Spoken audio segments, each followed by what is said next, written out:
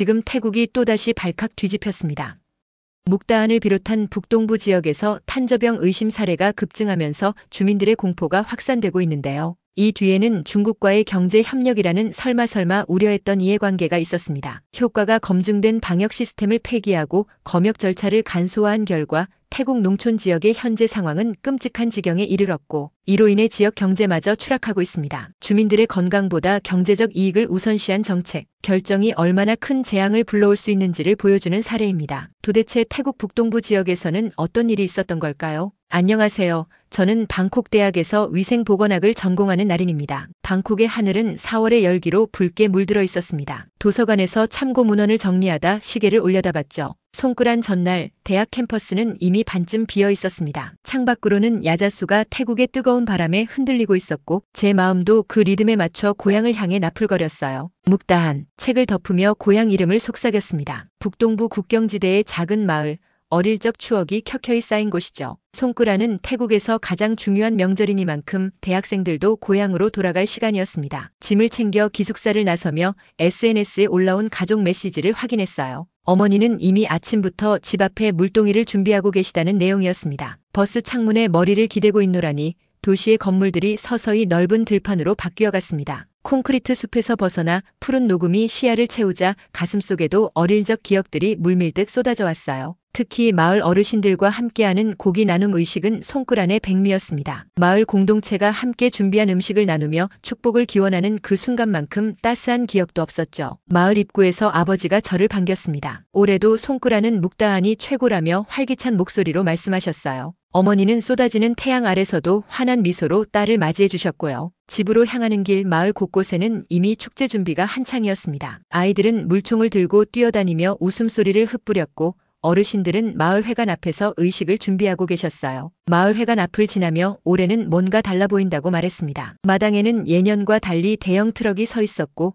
여러 명의 낯선 사람들이 분주히 움직이고 있었어요. 아버지는 올해부터 외부 유통업체와 계약했다고 설명해 주셨습니다. 정부 지원 사업이라 좋은 거라 여기시는 눈치였죠. 하지만 제 시선은 마당 한켠에 쌓인 대형 육류 포장 박스에 멈췄습니다. 포장지에는 생소한 로고와 함께 중국어로 된 글자들이 인쇄되어 있었어요. 작년에는 마을 푸족간 아저씨가 직접 도축하지 않았냐고 물었더니 아버지는 세상이 변하는 거라며 요즘은 다 이렇게 온다고 대답하셨습니다. 더 위생적이고 편리하다니 좋은 거 아니겠냐는 말씀이셨지만 위생보건학도인 저에게는 왠지 모를 불편함이 마음 한구석을 차지했어요. 저녁 마을 광장에 주민들이 모였습니다. 불빛 아래 펼쳐진 풍요로운 음식들, 그 중앙에는 미리 손질된 고기들이 정갈하게 놓여 있었죠. 어릴 적 기억 속 마을 아저씨가 정성껏 손질하던 모습과 오늘 본 공장식 포장육을 무의식적으로 비교하고 있었어요. 뭔가 달랐습니다. 더 편리해졌을지 몰라도 그 정성과 마음이 빠진 듯한 느낌이었죠. 어머니가 심각해 보인다며 어서 와서 음식을 나누자고 부르셨습니다. 저는 생각을 접고 축제의 한가운데로 걸어갔어요. 물과 축복이 뒤섞인 손끄란의 밤, 마음 한구석의 불안을 축제의 흥겨움에 묻어두기로 했습니다. 하지만 그날 밤 형형색색의 불꽃이 밤하늘을 수놓는 동안 제 가슴속에는 작은 불씨 하나가 깜빡이기 시작했어요. 손끄란 축제가 끝난 지 사흘째, 묵다한의 아침이 평소보다 조금 더 고요했습니다. 집 마당에서 어머니와 함께 아침 식사를 준비하고 있을 때였어요. 핸드폰에서 알림음이 계속 울려 확인해보니 지역 SNS 그룹에 갑자기 메시지들이 폭주하기 시작했습니다. 수짓 아저씨가 병원에 실려갔대요. 피부에 검은 반점이 생겼다는데 SNS에 올라온 글을 읽는 순간 등줄기로 차가운 기운이 내려갔어요. 수짓 아저씨는 고기 나눔 의식에서 가장 적극적으로 참여하셨던 분이었습니다. 의식 중에 제 옆자리에서 고기를 나눠주시며 옛날 이야기를 들려주셨던 기억이 선명했죠. 그런 분이 갑자기 병원에 실려갔다니 어머니도 핸드폰을 확인하시더니 표정이 굳어졌습니다. 어머니는 마을에서 그런 경우가 처음이 아니라고 하셨어요. 작년에도 축제 후에 몇몇 주민들이 위장 불편을 호소했었는데 보통 과식이나 음식 상함 때문이라고 여겼다는 말씀이셨습니다. 하지만 검은 반점은 들어본 적이 없다며 걱정스러운 눈빛을 보내셨어요. 아침 식사 중에 갑자기 동생이 배가 아프다고 호소했습니다. 평소 잘 먹던 아이가 한 숟가락도 뜨지 못하고 화장실로 달려가는 모습에 가슴이 철렁 내려앉았어요. 동생은 축제 음식 중에서도 특히 고기를 많이 먹었던 아이였습니다. 학교에서 배운 식중독 증상과 비슷해 보였지만 SNS에 올라온 수짓 아저씨 소식과 겹치니 불안감이 커졌어요. 오전 내내 마을 주민들 사이에서 소문이 파도처럼 번졌습니다. 누군가는 중국에서 들여온 육류가 문제라는 말을 했고 또 다른 사람은 올해 식재료 공급업체가 바뀌어서 그렇다는 이야기를 했어요. 불확실한 정보들이 곳곳에서 흘러나왔지만 한 가지 확실한 건 마을 분위기가 점점 무거워지고 있다는 사실이었습니다. 오후에는 동네 슈퍼마켓에서 할머니들이 모여 이야기를 나누는 소리가 들렸어요. 한 할머니는 지난밤 페이스북에서 본 영상에 대해 말씀하셨습니다. 중국 국경지대에서 냉장 트럭이 몰래 육류를 운반하는 장면이라고 했어요. 다른 할머니는 그런 영상을 믿으면 안 된다며 손사래를 치셨지만 모두의 얼굴에는 불안감이 역력했습니다. 집으로 돌아와 노트북을 열고 관련 정보를 찾아보기 시작했어요. 위생보건학과 수업에서 배운 식품 안전 관련 자료들을 다시 훑어보며 축제 기간에 본 육류 포장 상태를 떠올렸습니다. 분명 정부 인증 마크는 있었지만 유통기한이나 원산지 표기가 명확하게 보이지 않았던 것 같아요. 불안한 마음에 교수님께 메일을 보낼까 고민하다가 먼저 더 많은 정보를 모으기로 결심했습니다. 저녁 무렵 지역 보건소에서 공지사항이 올라왔어요. 최근 발생한 소화기 증상은 일반적인 식중독으로 추정됩니다. 주민들께서는 과도한 불안감을 갖지 마시고 증상이 있으신 분들은 가까운 병원을 방문하시기 바랍니다. 차분한 문구였지만 왠지 모르게 더 의심이 생겼습니다. 왜 아직 검사 결과도 나오지 않았는데 일반적인 식중독이라고 단정 짓는 걸까요? 밤이 깊어갈수록 SNS에는 더 많은 의심과 불안이 확산되었습니다. 누군가는 중국에서 들여온 육류를 조심하라는 글을 올렸고 또 다른 사람은 정부가 뭔가를 숨기고 있다는 음모론을 퍼뜨렸어요. 한 분석글은 이번 사태가 작년부터 라오스 국경지대에서 간헐적으로 보고되던 증상과 유사하다고 지적했습니다. 침대에 누워 천장을 바라보며 생각에 잠겼어요. 위생보건학을 배우는 학생으로서 이런 소문에 휩쓸리기보다는 과학적 사실을 확인해야 한다는 걸 알고 있습니다. 하지만 가족과 이웃들의 건강이 걱정되는 마음은 쉽게 가라앉지 않았어요. 특히 동생의 증상이 걱정됐죠. 내일은 직접 보건소를 찾아가 정확한 정보를 구해보기로 결심했습니다. 어쩌면 이것은 단순한 식중독이 아닐지도 모른다는 직감이 자꾸만 머릿속을 맴돌았어요. 아침부터 묵다한 전체가 술렁이고 있었습니다. 휴대폰을 확인하자마자 페이스북 알림이 끊임없이 울려대는 것을 보고 무언가 큰일이 벌어졌음을 직감했어요. 서둘러 페이스북을 열었더니 태국 최대 커뮤니티에 올라온 한 게시글이 폭발적으로 공유되고 있었습니다. 중국 라오스 육류 유통망에서 탄저균 감염 확인, 북동부 지역 주민들 긴급주의 요망. 게시글에는 충격적인 사진들이 함께 올라와 있었어요. 검은 딱지처럼 보이는 피부 병변, 부어오른 얼굴, 그리고 도축장으로 보이는 시설의 비위생적인 모습까지 심장이 빠르게 뛰기 시작했습니다. 탄저균이라니 위생보건학 교과서에서 배운 그 위험한 질병이 지금 우리 마을에서 발생하고 있다는 말인가요? 게시글을 자세히 읽어보니 묵다한과 접경한 라오스 지역에서 탄저병 사례가 1년 전부터 다수 보고되었다는 외신 기사가 인용되어 있었어요. 특히 최근 중국의 투자로 확장된 육류, 유통망을 통해 감염된 소와 돼지가 태국 북동부 지역으로 유입되고 있다는 내용이었습니다. 방 안을 서성이며 떨리는 손으로 학교 노트를 뒤적였어요. 2학년 첫 학기에 배웠던 인수공통 감염병 수업 자료를 찾았죠. 그곳에는 분명히 탄저병에 대한 설명이 있었습니다. 탄저균은 주로 감염된 동물이나 그 생산물과의 접촉을 통해 전파되며 피부 탄저, 위장, 탄저, 폐 탄저 등의 형태로 나타날 수 있다. 교수님의 목소리가 귓가에 생생하게 들려오는 것 같았어요. 창밖을 내다보니 평소 같으면 한가롭게 움직일 시간에 여러 주민들이 마을 회관 앞에 모여 있었습니다. 어떤 분들은 손을 크게 흔들며 이야기하고 또 다른 분들은 걱정스러운 표정으로 고개를 숙이고 있었어요. 서둘러 집을 나서 그곳으로 향했습니다. 정부에서는 아직도 일반 식중독이라고만 하고 있어. 우리를 바보로 아는 거야. 마을 이장님의 격앙된 목소리가 들렸어요. 주변에 모인 주민들도 분노와 두려움이 뒤섞인 표정이었습니다. 이장님은 스마트폰을 높이 들어 올리며 방금 본 그 페이스북 게시글을 보여주고 계셨어요. 주민들 사이에서 술렁임이 더 커졌습니다. 저기, 그 게시글이 확실한 정보인가요? 조심스럽게 질문을 던졌어요. 위생보건학을 공부하는 학생으로서 과학적 근거 없는 공포가 확산되는 것이 걱정됐거든요. 이장님은 저를 보시더니 잠시 표정이 누그러졌습니다. 나린, 내가 방콕에서 의학을 공부하니 잘 알겠네. 이건 단순한 소문이 아니야. BBC와 AP통신에서도 라오스 국경지대 탄저병 발생을 보도했어. 그리고 묵다한은 그 국경에서 얼마나 떨어져 있지? 고작 100km야. 그 순간 머릿속에서 퍼즐 조각이 맞춰지는 느낌이었어요. 송끄란 축제에서 본 중국어로 된 육류 포장, 수짓 아저씨의 검은 반점, 동생의 갑작스러운 복통, 그리고 지금 이 폭로까지 모든 것이 끔찍한 방향으로 연결되고 있었습니다. 집으로 돌아와 노트북을 열고 더 많은 정보를 찾아보기 시작했어요. 외신 보도를 찾아보니 정말로 라오스 북부 지역에서 탄저병 발생이 보고되었다는 기사들이 있었습니다. 특히 눈에 띄는 것은 중국의 1:1로 사업과 관련된 가축 유통망 확장이 언급된 부분이었어요. SNS는 이제 폭발 직전이었습니다. 마을 주민들이 서로의 증상을 공유하기 시작했고 누군가는 아예 묵다한 탄저병 추적 그룹을 만들어 정보를 모으고 있었어요. 정부 발표를 기다리는 대신 주민들은 자체적으로 진실을 찾아 나서고 있었습니다. 저녁 뉴스에서는 여전히 북동부 지역에서 발생한 식중독, 의심 사례를 조사 중이라는 짧은 언급만 있을 뿐이었어요. 그러나 이미 페이스북과 라인을 통해 퍼진 정보는 정부의 공식 발표보다 사람들의 마음속에 더 깊이 자리 잡고 있었습니다. 밤이 깊어가면서 불안감은 더 커져만 갔어요. 동생은 약간 호전된 모습이었지만 이제는 어머니마저 두통을 호소하기 시작하셨습니다. 창문 너머로 보이는 마을의 불빛들이 평소보다 늦게까지 켜져 있는 것을 보니 아마도 많은 가정에서 오늘 밤 잠을 설치고 있을 거라는 생각이 들었어요. 침대에 누워 천장을 바라보며 생각했습니다. 단순한 소문인지 아니면 정말 심각한 공중보건 위기의 시작인지, 위생보건학도로서 이런 상황에서 제가 할 수 있는 일은 무엇일까요? 그때 문득 1학년 때 배웠던 한 강의가 떠올랐어요. 교수님이 보여주셨던 태국 북동부 지역의 방역 시스템에 대한 사례 연구였습니다. 새벽녘까지 잠을 이루지 못하고 뒤척이다 결심했습니다. 이대로 소문과 공포에 휩쓸리기보다는 좀 더 체계적으로 정보를 찾아봐야겠다는 생각이 들었어요. 아침 일찍 일어나 노트북을 켜고 태국 보건청 홈페이지에 접속했습니다. 공식 발표 자료를 찾아보는 한편 학교에서 배웠던 자료들도 다시 살펴보기로 했어요. 보건청 사이트를 뒤지다 보니 자료실 섹션에 축산 방역 성공 사례집이라는 PDF 파일이 눈에 띄었습니다. 새해 전에 발간된 자료였어요.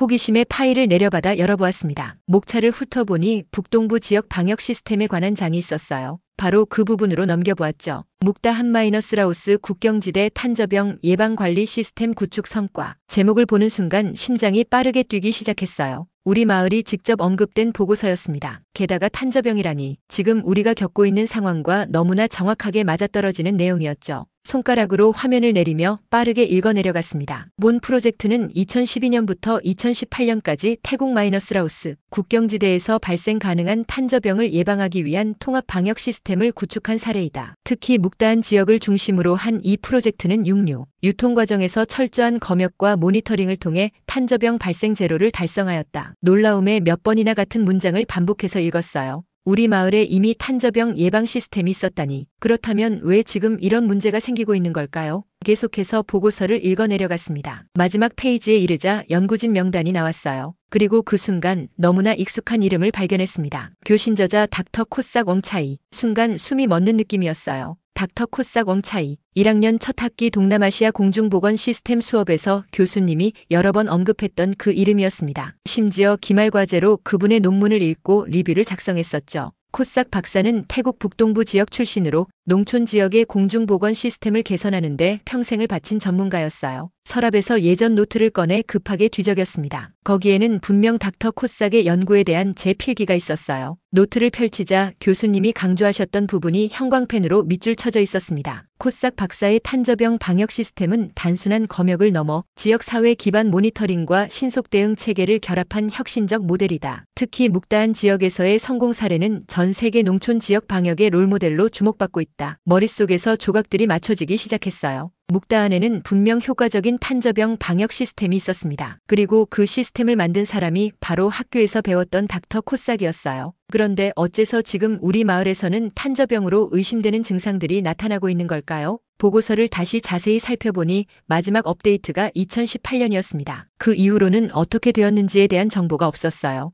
혹시 그 시스템이 중단되었거나 변경되었을 가능성이 있지 않을까 하는 생각이 들었습니다. 노트북을 다시 보니 닥터 코싹의 이메일 주소가 보고서에 기재되어 있었어요. 손가락이 키보드 위에서 망설였습니다. 정말 이메일을 보내도 될까? 그분은 지금 어디에서 무엇을 하고 계실지, 이런 학생의 이메일에 응답해 주실까 하는 의문이 들었어요. 하지만 마을 사람들의 건강이 걱정되는 상황에서 어떤 정보든 도움이 될 수 있겠다는 생각이 들었습니다. 깊은 숨을 들이마시고 이메일을 작성하기 시작했어요. 안녕하세요, 닥터 코싹님. 저는 방콕대학교 위생보건학과 3학년 학생 나린입니다. 닥터 코싹님의 연구, 특히 묵다한 지역 탄저병 방역 시스템에 대해 학교에서 배웠고 큰 감명을 받았습니다. 현재 제 고향인 묵다한에서 탄저병으로 의심되는 증상들이 보고되고 있어 연락드립니다. 가능한 한 객관적으로 현재 상황을 설명하고 기존 방역 시스템이 어떻게 되었는지 알고 싶다는 내용을 덧붙였습니다. 마지막으로 답변을 기대한다는 정중한 인사를 남기고 보내기 버튼을 눌렀어요. 이메일을 보낸 후 창밖을 바라보았습니다. 마을은 여전히 불안과 소문으로 가득 차 있었고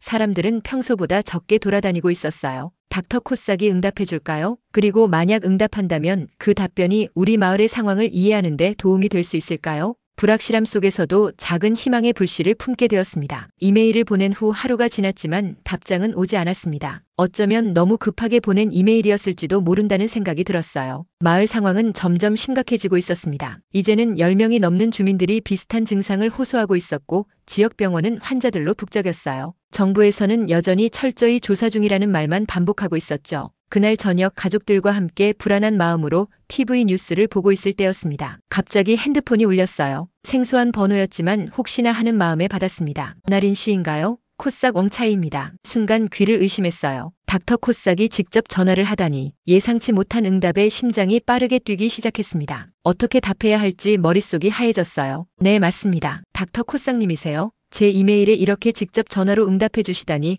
정말 놀랍습니다. 코싹 박사는 차분한 목소리로 말했습니다. 당신이 언급한 내용이 그냥 지나칠 수 없는 중요한 문제라고 생각했다고 하셨어요. 특히 묵다한 지역 탄저병 방역 시스템은 그분의 핵심 연구 주제였기 때문에 더욱 관심을 가질 수밖에 없었다고 하셨습니다. 사실 그 시스템에 대한 데이터가 지금도 제 손 안에 있어요. 그 말에 저는 완전히 집중하게 되었습니다. 코싹 박사는 계속해서 설명했어요. 정식 프로젝트는 2018년에 종료되었지만 그 기술과 시스템 자체는 여전히 유효하다고 했습니다. 오히려 지금처럼 검역 구멍이 생긴 상황에서는 반드시 복원돼야 할 중요한 시스템이라고 강조하셨어요. 나린 씨, 지금 묵다안에서 발생하는 증상들이 정말로 탄저병인가요? 조심스럽게 물었습니다. 코싹 박사는 잠시 침묵했다가 말을 이어갔어요. 증상만으로는 단정할 수 없지만 묵다한 지역에서 나타나는 패턴이 과거 라오스 국경지대에서 발생했던 탄저병 초기 양상과 매우 유사하다고 말씀하셨습니다. 특히 송크란 축제 이후 집단 발병이라는 타이밍도 의미심장하다고 하셨어요. 왜 이렇게 된 걸까요? 분명 효과적인 방역 시스템이 있었다고 들었는데 제 질문에 코싹 박사의 목소리가 묵직해졌습니다. 2019년 태국 정부가 그 시스템을 전면 폐기했다는 충격적인 사실을 알려주셨어요. 공식적인 이유는 운영비 절감과 중국 마이너스 라오스 축산 협력 체계로의 전환이었다고 합니다. 하지만 그 결정이 내려질 당시 이미 여러 문제점이 예상되었다고 했어요. 단순한 예산 문제가 아니었어요, 나린 씨. 거기에는 더 복잡한 이해관계가 얽혀 있었죠. 코싹 박사의 목소리에서 오랜 좌절감이 느껴졌습니다. 그는 계속해서 당시 상황을 설명했어요. 방역 시스템이 중단된 후 중국과 라오스를 거쳐 들어오는 육류의 검역 절차가 크게 간소화되었다고 합니다. 비용은 절감되었을지 몰라도 안전망에 큰 구멍이 생긴 셈이었죠. 닥터 코싹님, 혹시 이번 사태와 관련해서 도움을 주실 수 있을까요? 마을 사람들이 너무 불안해하고 있어요. 잠시 침묵이 흘렀습니다. 그리고 코싹 박사는 의외의 제안을 했어요. 내일 오전 화상통화로 더 자세한 이야기를 나누자고 하셨습니다. 시스템에 대한 모든 자료와 데이터를 공유해주겠다고 하셨어요. 더불어 현재 상황을 정확히 파악하기 위해 몇 가지 정보를 모아달라는 부탁도 하셨습니다. 전화를 끊은 후 잠시 멍하니 앉아 있었어요. 이렇게까지 적극적인 응답을 기대하지 않았습니다. 교과서에서만 보던 전문가가 직접 나서서 도움을 주겠다고 하다니 그 순간 이 사건이 단순한 의료 문제를 넘어선 것이라는 직감이 들었어요. 코싹 박사의 목소리에서 느껴진 긴장감, 그리고 복잡한 이해관계라는 표현이 계속 마음에 남았습니다. 창밖을 바라보니 어두워진 마을의 불빛이 하나둘 켜지고 있었어요. 주민들은 여전히 두려움과 불확실성 속에 밤을 보내고 있겠죠. 내일 코싹 박사와의 대화가 이 상황을 조금이라도 개선할 수 있을까요? 노트북을 열고 내일 화상 통화를 위한 준비를 시작했습니다. 어쩌면 이 사태의 본질은 탄저병이 아니라 그 뒤에 숨겨진 무언가일지도 모른다는 생각이 점점 강해졌어요. 다음 날 아침 해가 뜨기도 전에 일어나 화상 통화 준비를 마쳤습니다. 일찍 일어난 어머니가 걱정스러운 눈빛으로 물었어요. 무슨 일이냐고요? 짧게 설명드렸더니 어머니는 한숨을 내쉬며 말씀하셨습니다. 예전에 마을에 외국인들이 자주 와서 검역 훈련을 했던 기억이 난다고요. 마을 사람들이 그때는 귀찮아했지만 지금 생각하면 그런 시스템이 있었다는 게 얼마나 소중했는지 모르겠다고 하셨어요. 정확히 9시 노트북 화면에 코싹 박사의 모습이 나타났습니다. 60을 넘긴 나이에도 선명한 눈빛과 단정한 인상이 인상적이었어요. 그는 안부 인사도 잠시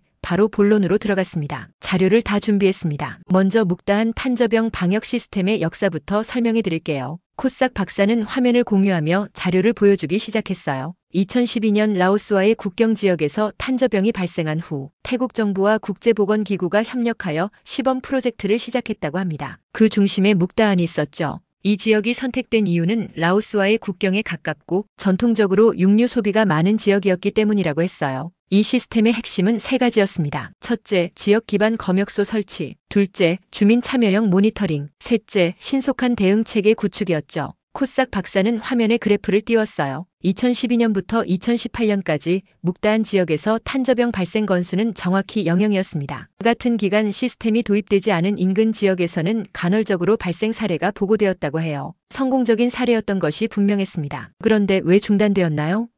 궁금증을 참지 못하고 물었어요. 코싹 박사는 깊은 한숨을 내쉬었습니다. 2018년 말 태국 정부는 갑작스럽게 프로젝트 중단을 결정했다고 합니다. 공식적인 이유는 두 가지였어요. 운영비 절감과 중국 마이너스 라오스 축산 협력 체계로의 전환이라고 했습니다. 하지만 실제 이유는 달랐어요. 당시 태국 정부는 중국과 대규모 경제 협력 협정을 체결하는 과정에 있었거든요. 코싹 박사는 또 다른 문서를 화면에 띄웠어요. 태국 마이너스 중국 무역 협정의 일부였는데 특히 육류 수입과 관련된 조항이 강조되어 있었습니다. 중국을 통해 들어오는 육류에 대한 검역 절차를 간소화하고 라오스를 경유하는 중국산 육류의 특별 통관 루트를 확보한다는 내용이었어요. 이 협정이 체결되면서 우리의 지역 기반 검역 시스템은 불필요한 중복으로 치부되었습니다. 비용 절감이라는 명목하에 전면 폐기된 거죠. 코싹 박사의 목소리에는 분노와 좌절감이 묻어났어요. 그는 당시 이 결정에 강력히 반대했지만 경제적 이해관계 앞에서 보건 전문가의 의견은 무시되었다고 했습니다. 2019년 초부터 시스템이 완전히 중단되었고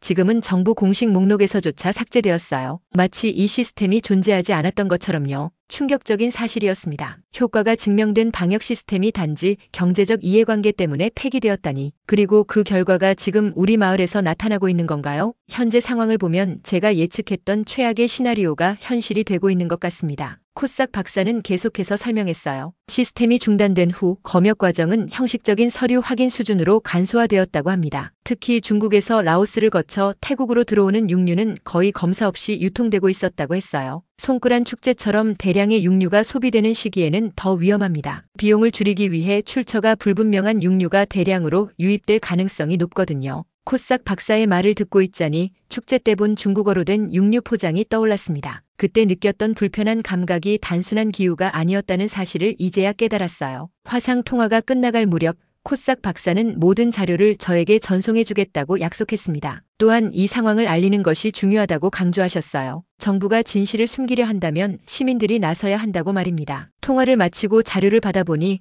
거기에는 단순한 의학 정보를 넘어선 내용들이 있었어요. 정부의 결정 과정, 중국과의 협상 내용, 그리고 이 모든 것이 어떻게 공중보건 시스템을 약화시켰는지에 대한 분석까지. 이것은 단순한 질병 문제가 아니라 정치적 구조의 문제였습니다. 창밖으로 마을을 바라보았어요. 사람들은 여전히 두려움 속에 지내고 있었습니다. 이제 저는 그들에게 진실을 알려야 할 책임을 느꼈어요. 단순히 탄저병이 발생했다가 아니라 왜 탄저병이 발생할 수밖에 없었는가에 대한 더 깊은 진실을요. 코싹 박사가 보내준 자료들을 살펴보면서 밤을 지새웠습니다. 방대한 데이터와 문서 속에서 점점 더 큰 그림이 보이기 시작했어요. 이것은 단순한 방역 실패가 아니었습니다. 의도적인 정책 변화였고 그 뒤에는 정치적, 경제적 이해관계가 복잡하게 얽혀 있었어요. 아침이 밝아오자 코싹 박사에게 다시 전화를 걸었습니다. 여러 의문점들을 정리해 물었어요. 특히 중국과의 유통계약이 언제, 어떻게 시작되었는지 알고 싶었습니다. 그때 중단 결정이 내려졌을 때 외교부와 농업부에서 이미 중국과의 유통계약이 진행 중이었어요. 코싹 박사의 말에 등골이 오싹해졌습니다. 그는 계속해서 설명했어요.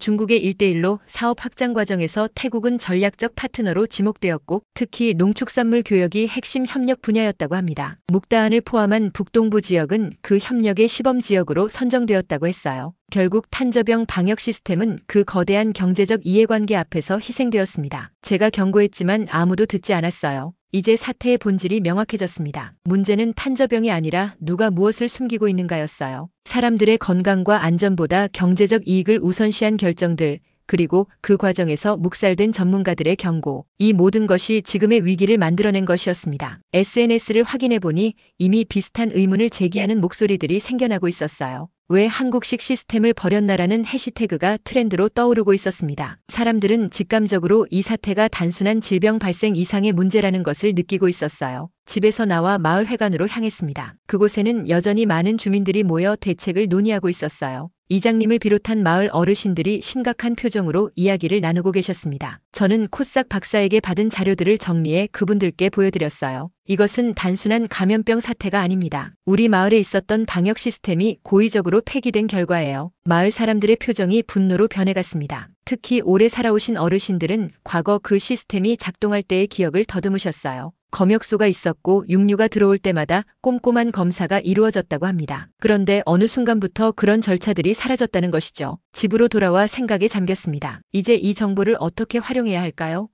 진실을 더 많은 사람들에게 알려야 한다는 생각이 들었어요. 코싹 박사의 자료와 제 의견을 정리해 온라인에 공개하기로 결심했습니다. 이것은 단순한 건강 문제를 넘어 정부의 책임과 투명성에 관한 문제였으니까요. 노트북을 열고 문서 작업을 시작했습니다. 묵살된 방역 시스템 묵다한 탄저병 사태의 진실이라는 제목으로 글을 쓰기 시작했어요. 밤새 자료를 정리하며 보고서를 완성했습니다. 묵다한 방역 시스템의 역사부터 폐기 과정, 그리고 현재 상황까지 모든 내용을 담았어요. 특히 코싹 박사가 제공한 방역 시스템 비교 분석 자료는 가장 핵심적인 부분이었습니다. 과거 시스템과 현재 간소화된 검역 과정을 표로 정리해 누구나 쉽게 이해할 수 있도록 했어요. 아침 일찍 태국어로 번역한 자료를 페이스북 커뮤니티에 올렸습니다. 처음에는 별 반응이 없을 거라 생각했는데 불과 1시간 만에 공유 횟수가 1000번을 넘어섰어요. 사람들은 댓글로 분노와 충격을 표현했고 더 많은 정보를 요구했습니다. 정말 우리 마을에 이런 시스템이 있었다니. 누가 왜 없앤 거지? 경제적 이익을 위해 국민 건강을 희생한 것은 용납할 수 없다. 이 내용을 더 많은 사람들이 알아야 해. 점심 무렵 지역농민연합에서 공식 성명을 발표했다는 소식이 들려왔어요. 정부는 과거 검역 시스템 폐기 이유를 명확히 설명하라는 요구가 담긴 내용이었습니다. 농민들은 자신들의 생계와 건강이 직접적으로 영향을 받고 있다며 분노를 표현했어요. 오후에는 놀랍게도 방콕의 주요 언론사에서 연락이 왔습니다. 제가 올린 자료를 보고 취재를 하고 싶다는 내용이었어요. 처음에는 믿기 힘들었지만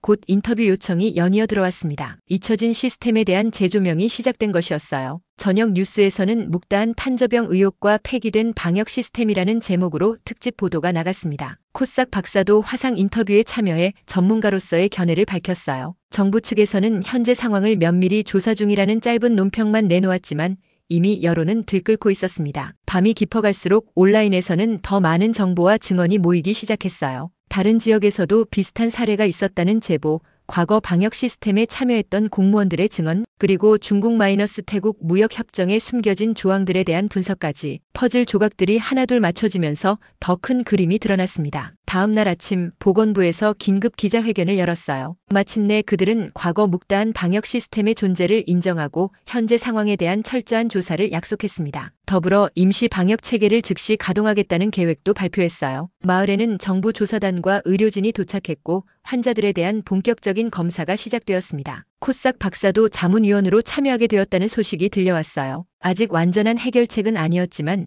적어도 진실이 드러나고 있다는 사실에 작은 위안을 느꼈습니다. 노트북을 닫으며 창밖을 바라보았어요. 마을은 여전히 불안과 혼란 속에 있었지만 이제 사람들의 눈빛에는 분노와 함께 희망이 깃들기 시작했습니다. 1학년 때 교수님께 들었던 말이 떠올랐어요. 투명성이 무너지면 질병보다 더 치명적인 건 신뢰의 붕괴다. 그 순간 깨달았습니다. 우리가 싸우고 있는 것은 단순히 탄저균이 아니라 진실을 가리고 국민의 안전을 경시하는 시스템이었어요. 그리고 그 시스템의 균열을 내기 위해서는 한 사람 한 사람의 목소리가 모여 큰 울림이 되어야 한다는 것을 저는 창가에 서서 점점 밝아오는 아침 햇살을 맞으며 이것이 끝이 아니라 시작이라는 것을 느꼈습니다.